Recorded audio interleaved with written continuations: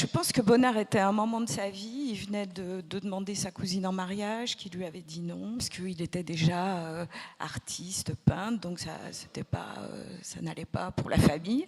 Donc il a dû se sentir un peu frustré, et sans doute a-t-il voulu, lui, changer, enfin, épouser cette vie d'artiste avec une femme qui n'était pas très conventionnelle comme l'était sa cousine. Quant à Maria Marthe, je crois qu'elle avait très envie aussi de s'installer quelque part. En travaillant, je me suis aperçue qu'elle avait une enfance quand même très difficile, et sans doute a-t-elle vu chez cet homme qui était beau, sensuel. Enfin voilà, je crois que ça a été une attirance aussi physique très importante.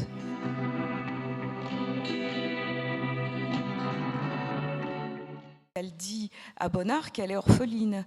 Et non seulement elle le dit à Bonnard, mais elle le dit à tout le monde. Elle se présente comme quelqu'un qui a eu une grand-mère dont elle parle. On dit qu'elle aurait dit qu'elle venait d'une famille italienne noble. Elle dit qu'elle est orpheline. Et bien sûr, les répercussions vont être énormes. Parce que déjà, à la mort de Bonnard, quand il est amené à faire un faux testament, en signant du nom de sa femme. Mais là où le scandale va éclater, c'est à la mort de Bonnard, quand ses héritiers, très justement, vont venir pour hériter, puisqu'il avait un frère et une sœur et des neveux, et qu'on va découvrir que Marthe avait une sœur Adèle, qui a 4 filles, et là il va y avoir un procès qui va durer plus de 10 ans, et on va être privé des toiles de Bonnard qui vont être mises dans une banque, et ça explique d'ailleurs pourquoi on a assez peu parlé de Bonnard par rapport à Picasso ou Matisse.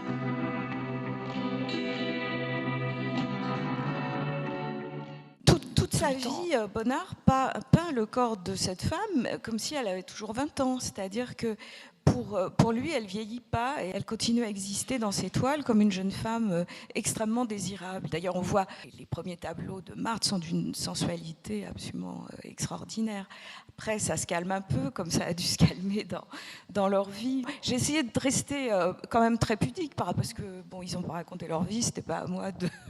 Mais en même temps, Bonnard, il nous raconte sa vie quand même dans ses toiles. On peut voir un peu comment ils ont vécu tous les deux. Et lui, il l'a peint comme... Enfin, son corps va bien sur les toiles. Hein. C'est comme s'il la guérissait à chaque fois qu'il fait une toile. Il ne nous montre pas tout ce qui a dû être difficile entre eux, je pense.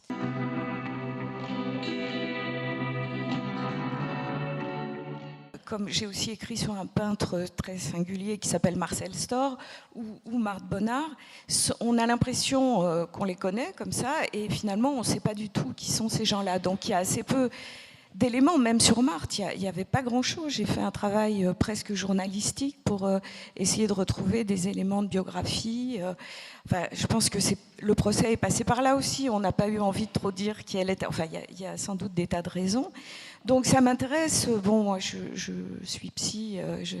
J'ai travaillé 40 ans en psychiatrie publique. J'ai donc entendu la vie des gens toutes les demi-heures, et à chaque fois, pour les aider à continuer à aller plus loin que là où ils seraient allés tout seuls, j'ai fait des recherches, j'ai essayé d'étayer des pensées. Là, c'est pareil, en fait, je dirais, c'est le même travail. C'est de la peinture, je suis peintre aussi, et sont des domaines qui me passionnent.